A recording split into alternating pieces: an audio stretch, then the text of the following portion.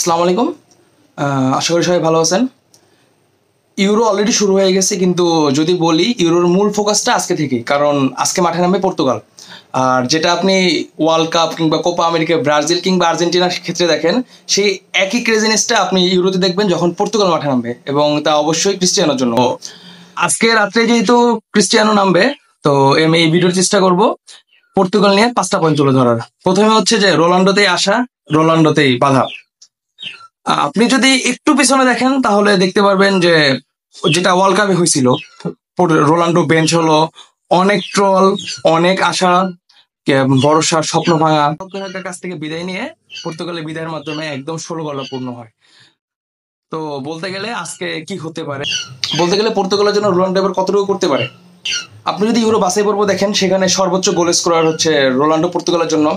Even নতুন coach আসার পরে রবার্টো মার্টিনেজের আন্ডারে অলরেডি রোনাল্ডো 13 গোল করে ফেলছে। তো বলাই যায় এবারে ইউরোতে রোনাল্ডো অন্তত বেঞ্চ হচ্ছে না। আর যদি তার রিসেন্ট ফর্ম দেখি, হয়তোবা তার বয়স হয়েছে, কিন্তু আল নাসেরে বলতে পারেন আপনি যে সে আল নাসেরে হয়ে খেলে, কিন্তু আল নাসেরে হয়েও সে অলরেডি 50টা গোল করে ফেলছে, 50+। তো অবশ্যই এবার ইউরোতে রোনাল্ডো হটকেক, কিংবা রোনাল্ডোতে আপনি বাজি ধরতেই পারেন। আর পর্তুগালের কথা যদি বলি, রোনাল্ডো যদি জ্বলে ওঠে, তো পর্তুগালের জন্য অবশ্যই এটা বড় পাওয়া, কারণ রোনাল্ডোর দিনে অন্য কেউ আসলে কখনো ভাত পাবে না। রোনাল্ডোই দিন শেষে রোনাল্ডোই শাসিটা দিবে। তো রোনাল্ডো যতটাই বাধা হোক না কেন পর্তুগালের জন্য, রোনাল্ডো যদি তার কাজটা করে তাহলে ইউরোটা পর্তুগালের হতেই পারে, you never know. Second, Roberto মার্টিনেজের হাত ধরে প্রায় 2টা বছর পর্তুগাল খেলছে। এই রবার্টো মার্টিনেজের হাতে আপনার বেলজিয়ামের সোনালী প্রজন্ম ছিল, কিন্তু ভদ্রলোক কোনো কিছু করতে পারে নাই।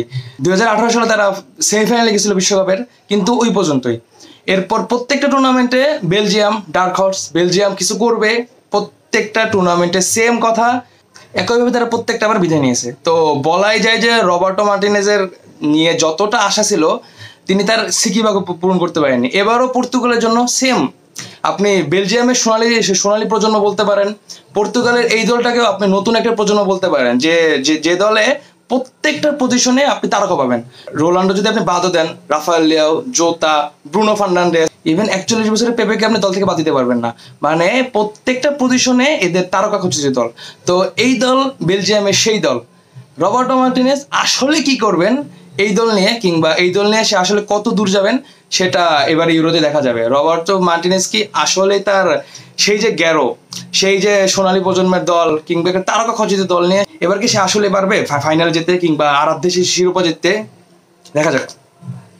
রাফায়েল লিও নাকি দিয়াগো জোতা, সেম পজিশনে পর্তুগালের নেক্সট জেনারেশন বলেন, কিংবা রোনাল্ডো পরবর্তী প্রজন্মে যারা পর্তুগালকে নেতৃত্ব করবে, দিয়াগো জোতা তাদের মধ্যে অন্যতম।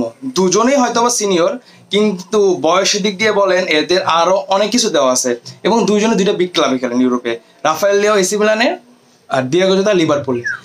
রাফায়েল লিওর আছে গতি, আর দিয়াগো জোতা আপনার বক্সের ভিতরে কিংবা বক্সের বাইরে তার মতো পারফেক্ট শুটার, কিংবা আপনার যেটা বলে box of finish, box of the Fox.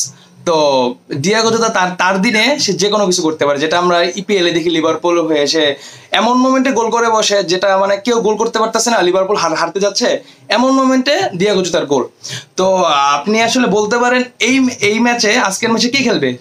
যদিও রাফায়েল লিও লাস্ট সিজনটা একদম বাজে গেছে, মানে যেটা আমরা আশা করি নাই তার কাছ থেকে, সেরকম বাজে। খুব যে খারাপ খেলছে এমন না, বাট নামের যে একটা ভার, রাফায়েল লিও এরকম করবে ওরকম করবে, সেরকম সে আসলে করতে পারেনি। লাস্ট ম্যাচে রোনাল্ডো যে সেকেন্ড গোলটা ছিল, সেখানে দিয়াগো জোতার অ্যাসিস্ট ছিল।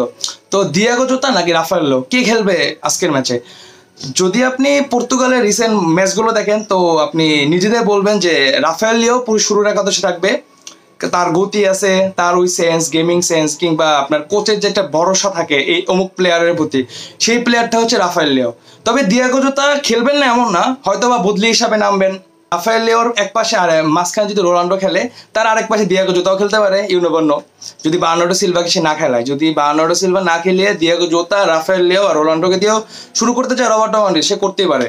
কিন্তু যদি আপনি রাফায়েল লিও কিংবা দিয়াগো জোতা দুইজনকে ধরেন, আপনার ধরতে হবে যে রাফায়েল লিও প্রথম একাদশে চান্স পাচ্ছেন। 4 নম্বর, বুড়ো বয়সের ভিলকি।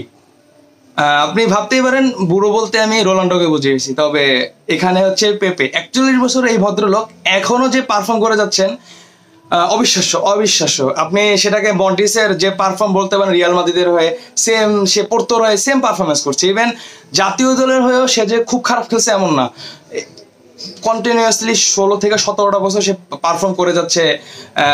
প্রত্যেকটা টুর্নামেন্টে সে মূল একাদশে খেলে যাচ্ছে। তার সেই বিস মেন্টালিটি, একদম ছেড়ে দেওয়া যাবে না এরকম যে একটা মেন্টালিটি ডিফেন্ডার এই যুগে পাওয়া একদম টাফ। তো 41 বছরের ভদ্রলোক এই বয়সে এসেও যে তার পারফরমেন্স ধরে রেখেছে, সে আপনি বলতেই পারেন যে তার পজিশনের অন্য যে ইয়াং ডিফেন্ডার আছে লাইক ইনাসিও, অ্যান্টনিও সিলভা, এদের জন্য একটু প্রতিযোগিতা হয়ে যাবে যে আসলে কে খেলবে এখানে, পেপে, ইনাসিও নাকি সিলভা, দেখা যাক। তবে আমার কথা যদি বলেন আমি বলবো অবশ্যই পেপে, অবশ্যই পেপে। তার মতো একজন লিডারকে অবশ্যই দরকার ইউরোতে। যদি রোনাল্ডোরা জিততে চায় প্রথম একাদশে, পেপেকে অবশ্যই দরকার।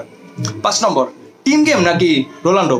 আপনি যদি রোনাল্ডোকে জিজ্ঞেস করেন আপনি এবারের ইউরোতে কি চান, আপনার পার্সোনাল অ্যাচিভমেন্ট নাকি পর্তুগাল ইউরো জয়, রোনাল্ডো চোখ বুঝে বলে দেবে যে সে অবশ্যই চায় পর্তুগালের ইউরো জয়। তার সাথে যদি সে পারফর্ম করে সেটা অবশ্যই বোনাস। তো এখানে রোনাল্ডোর পার্সোনাল অ্যাচিভমেন্টের চেয়ে অবশ্যই টিম গেমটা জরুরি, যেটা 2016-তে দেখা গেছে, যেটা খুব মিসিং এই দলে। যে রোনাল্ডো আছে, হয় রোনাল্ডোতে খুব ভরসা, আর না হলে নিজেদের মধ্যে কোনো কম্বিনেশন নাই, নিজেদের মধ্যে কোনো টিম, আপনার খেলার মাঠে যে ফিল্ডে যে ব্যাপারটা হয় যে পরস্পরের মধ্যে একটা একটা ব্যাপার থাকে, একে অপরকে বুঝে কে কোথায় যাবে, কাকে কখন পাস দেবে, এই ব্যাপারগুলো এই দলের মধ্যে কেন জানি মিসিং। আর সেই জন্য প্রত্যেকটা বার পর্তুগাল আপনার বেটার আশা দিয়েও তার কিছু করতে পারে নাই। তো এবারে ইউরোতে সবচেয়ে বড় যেটা পর্তুগালের জন্য জরুরি যে তাদের আসলে টিম গেম খেলতে হবে। রোনাল্ডো আছে, রোনাল্ডোতে অবশ্যই ভরসা করতে হবে, আপনার মানতে হবে যে আপনার দলে আছে বিশ্বের সেরা একজন খেলোয়াড় ক্রিস্টিয়ানো। তো আপনি তাকে অবশ্যই রেসপেক্ট দিতে হবে। সে কই আছে, কিংবা রোনাল্ডোর জায়গায় যদি কেউ খেলে তো তাকে সেভাবে বল দিয়ে, তারা তো স্ট্রাইকার, তো আপনি স্ট্রাইকার হিসেবে আপনি তাকে পাসটা করবেন, তার কাজ হচ্ছে গোল করা। তো প্রত্যেকটা প্লেয়ারকে নিজেদের কাজ করতে হবে। এবং টিম গেম হিসাবে যদি আপনারা খেলেন, প্রত্যেকে বন্ডিংটা আমরা আর্জেন্টিনায় দেখতেছি। আর্জেন্টিনায় আনার ব্যাপারটা হচ্ছে তারা ওয়ার্ল্ড কাপ জেতার পিছনে সবচেয়ে বড় কারণ হচ্ছে এই যে বন্ডিং, এই যে একে পরস্পরকে বোঝা। এটা হচ্ছে ফুটবল বলেন কিংবা যে কোনো স্পোর্টসে সবচেয়ে বড় পাওয়া। তো পর্তুগাল যদি ইউরো জিততে চায় তাদের এই বন্ডিংটা অবশ্যই দরকার। নিজেরাই সেরা না ভেবে প্রত্যেকে সেরা, আমার প্রত্যেকটা টিমমেট নিজের দিনে সেরা খেলা দিতে পারে, এইটা ভেবে একে অপরকে সহযোগিতা করার মাধ্যমে যদি ইউরো জিতে, তবে সেটাই হচ্ছে পর্তুগালের জন্য বেস্ট পাওয়া। Anyway, good luck Cristiano.